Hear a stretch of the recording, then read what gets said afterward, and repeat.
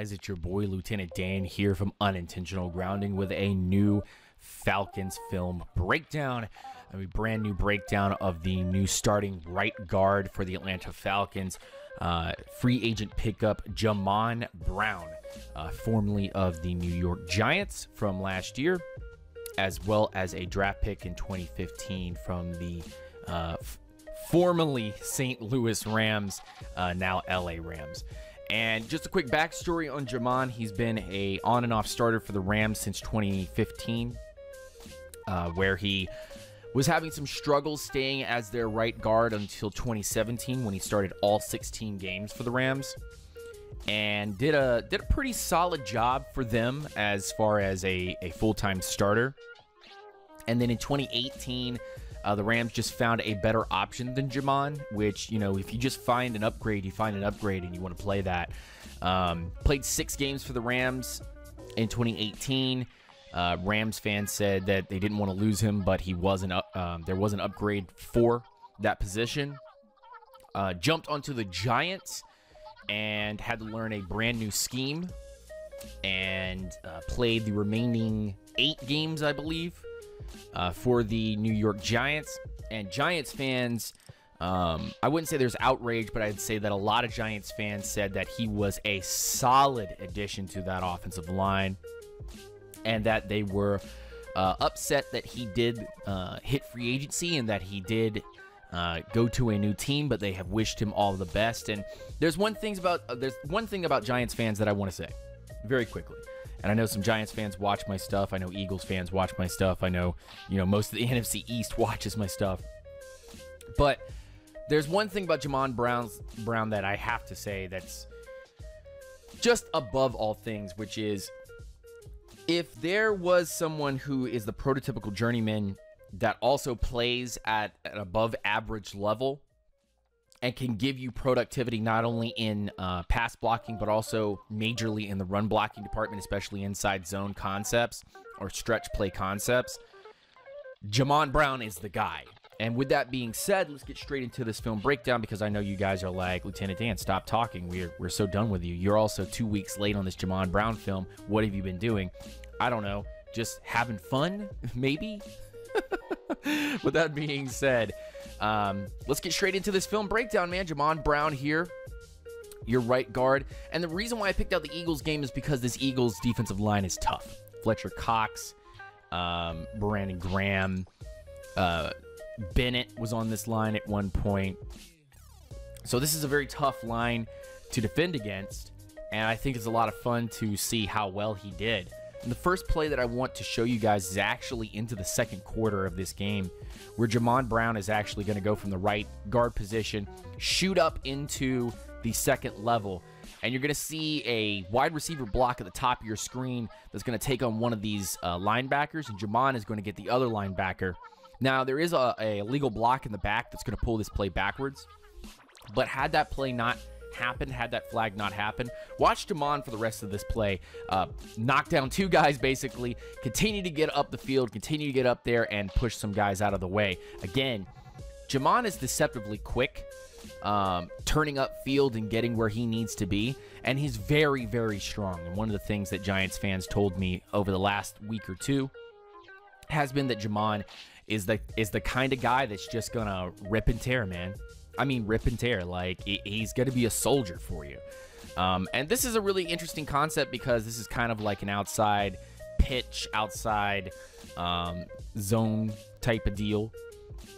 And you can see Jamon is easily able to get to the second level without any terrible effort, and easily get to his blocks, knock some guys down, and continue to go forward.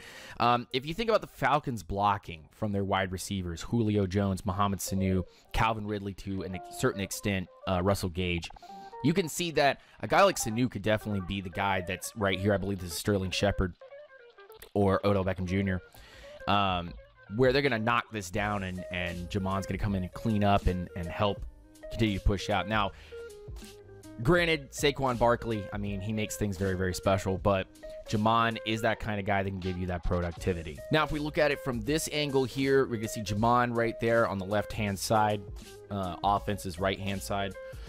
And we're going to see him jump up through this. I believe this is Graham that's in front of him. Excuse me. I'm sorry.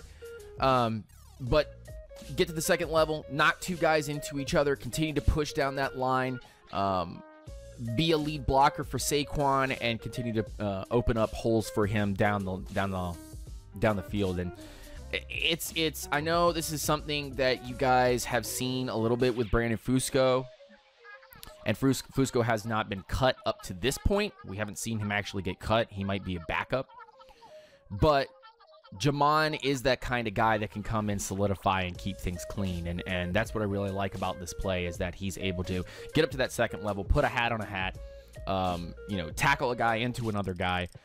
Good block by the wide receiver there. I believe it's Sterling Shepard. And continue to push up the field and knock some guys down on his way. It's important to understand that a right guard needs to be tough, but also needs to be very quick in the type of scheme that we're going to be doing, especially since we're going to be still running plays like this one, where a guy like Devontae Freeman or a guy like Ito Smith can run this and then have guys like Jamon and Alex Mack and Jake Matthews and James Carpenter give them blocks, excuse me, up the field. I thought this was just a really important play to kind of single out. So this is something that I want to quickly point out, because I only wanted to do 2 or 3 plays for Brown. I think you're going to get a better Fusco basically out of Brown. And I'm not saying that Jamon Brown's not a good player. I'm not going to be Falcons wire and give it an F grade, a C grade, just because Jamon Brown has struggled against speed rushers. But this is a recurring issue with a lot of right guards and right tackles, is that the better pass rushers are now coming off the 3-tech position or 5-tech position against guards and tackles on the right-hand side. And that's just something that they're struggling with at this point. And you're going to have to find more capable, flexible guards and tackles on the right-hand side to deal with these types of things. But you got what I believe is Long and Bennett coming off this side here against Brown and whoever the right tackle is, number 53. And number 53 is staring down the center for when this snap is going to start. And Jamon's trying to get signals done with the center and the quarterback. So Jamon's going to turn and look over. I bet his eyes are probably looking over at Bennett. Bennett is coming. It's either going to be a stunt or it's going to be a one-on-one, and Bennett's going to come flying, which, I mean, that's usually the case with Michael Bennett from that 3-tech, 4-eye position. So Bennett's going to make his move. Jamon, look at his feet. That's the first thing that I want to throw out. I had an opportunity to show some bad plays, James Carpenter. It just got too late. And now I have more time to be able to actually break this down. And Jamon is sitting back on his feet. And you know what that means? Means that his balance is off. Because as soon as Bennett makes his first move, Jamon is not moving those feet, not stepping back, not putting himself in an opportunity to gauge this play and push it out of the way. And this, of course, means that, he's going to get beat by those speed pass rushing plays if he's not moving those feet and getting himself set. He's too glued to the ground at this point, and Bennett just beats him towards the outside on the interior of the guard spot through that, the B gap. So, beats him through the B gap, and the right tackle is also being super dumb too, but, Jamon just allows that to go through, and that's not going to cut it. That's just really, really not going to cut it. Now, this is the first play of its kind in this game, actually. And I guarantee you won't find another really bad play like this in this game against the Eagles late in the season. But Jamon, really, this was the only major play, only major hiccup that I found through the whole game. And they were running heavy this game with some passes and play action sprinkled in. If Jamon is moving, if you can get him moving, that's one thing. He's a much better pass protector when the line is moving, when there's deception in it, when there's already something planned ahead. When there isn't something planned ahead, this is what happens to Jamon Brown. he has to go on a one-to-one battle. His feet get glued to the ground, and a guy like a Michael Bennett, who, by the way, even in his older age, is very tough to beat. A guy like a Michael Bennett or someone in that skill level or near that skill level, that's what's going to happen to Brown. Maybe he can fix this. It's still early in his career. He's only 25, 26 years old. So there's still time for him to develop more as a player. He's quite developed already. But as a pass protector, this was the worst play that I could find. And I just wanted to supply that bad play to you guys to make you guys understand that I'm not just here for the highlight reel plays and to tell you everything's going to be okay. I'm here for the critical work too. And this is part of that critical work, is that Jamon Brown's going to have to learn to be a little more agile with these speed rush type moves, or else he's going to get Matt Ryan killed. Does not help if you look at the right tackle. This is not supposed to be part of this film breakdown, but look at the right tackle. Just staring down the center, man, the whole time. Watch him. Look. Oh, my God. He's still staring him down. Look. He's still staring him down. And then, boop, he doesn't even see Long. Long gets to have the benefit of being basically invisible for a good solid 3 seconds, and then Long makes his first move, and this tackle has no idea what he's doing. And he gets beat, and Long is actually the first one to make it to the quarterback. So if the right tackle had made his play, and maybe if there had been a chip block by Saquon, this could have maybe been avoided. But, you know, this is the kind of stuff that I saw with Brandon Fusco against the Eagles really suffer all game. Not just in little instances like Brown, but all game. And yeah, I mean, this was the worst play that I could find of Brown during this whole game. Like, and he had one penalty in the game too. It was a holding penalty, on a running play, not even on a passing play, on a running play. So, to be honest with you, I saw a very, very, very solid game from Jamon Brown, and I would show more plays, but I feel it would be a disservice to be like, one of the better plays that he had on the day I showed you in a running play, and one of the worst plays that he had in the entire day was against probably one of the best talents that the Eagles have. I mean, Fletcher Cox, obviously, but you know, one of the best speed rushers in Michael Bennett, playing kind of that 3-tech defensive tackle, you know, that hybrid role. That was his worst play of the day. I mean, literally the worst play of the day. And I went back and watched Brandon Fusco tape, early 2018, first game of the season, and Fusco was getting absolutely manhandled in the run, manhandled in the pass. In fact, actually, I will break that one play down for you. So let's get to that play. Let's go get to that play, and let me show you why Jamon Brown is an upgrade over Brandon Fusco.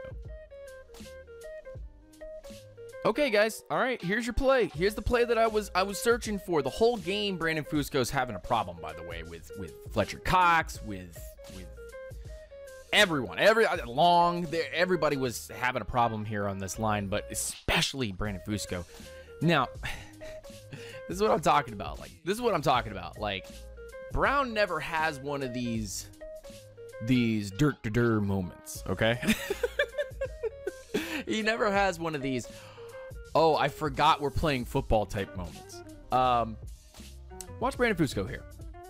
All right, he's gonna be your right guard here, and just watch what he does here. This doesn't need really any explanation.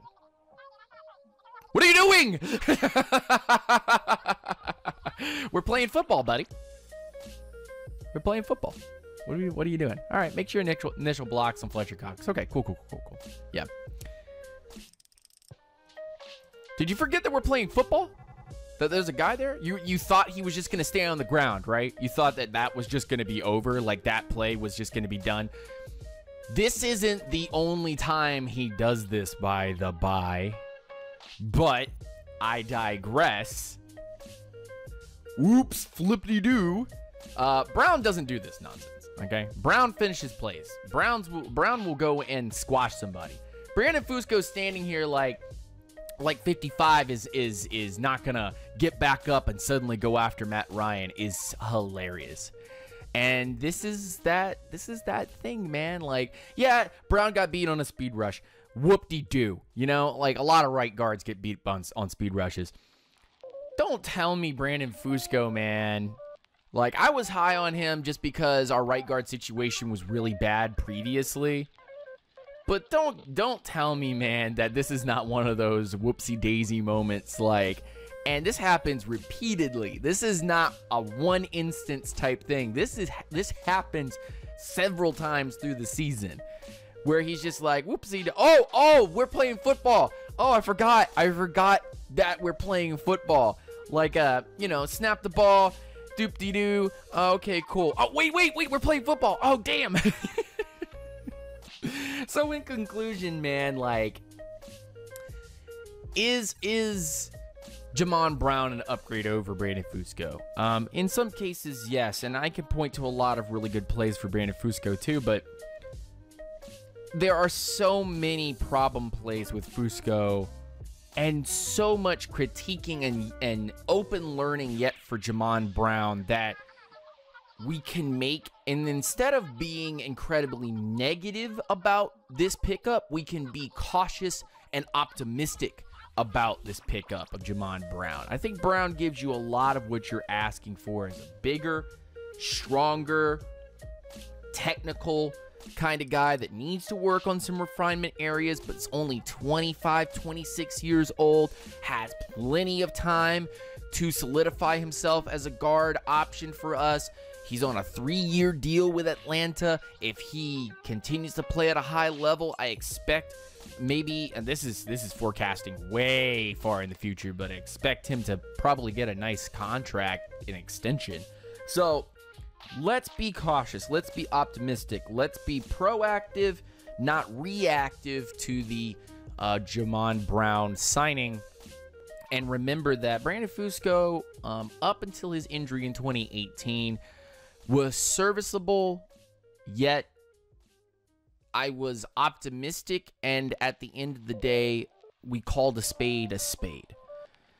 In this scenario with Brown, it's the same deal. Let's be cautious, optimistic, and let's not pull some weird stuff out of the seat of our pants to say that Jamon Brown is a bad pickup, because he's definitely an upgrade over Brandon Fusco in a lot of different ways, just from a football IQ standpoint, to a technical standpoint, and as a guy in the running game that's definitely going to open things up for Ito Smith and Devontae Freeman. My name is Lieutenant Dan. This was an Unintentional Grounding Falcons film breakdown. I hope you guys enjoyed it, man. I love making this content for you guys, and without getting mushy, this channel is my life. I love this channel so much. I love doing these film breakdowns for you guys. So please hit that like button, hit that subscribe button, hit that notification bell, and go into the comment section. Tell me what you think of Jamon Brown, man.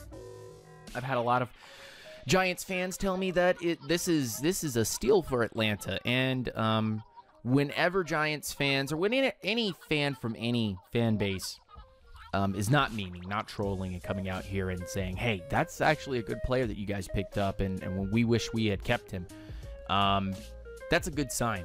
That's a good sign. So take it easy, rise up, stay grounded, and I hope to see you guys again real soon. Peace, hair grease.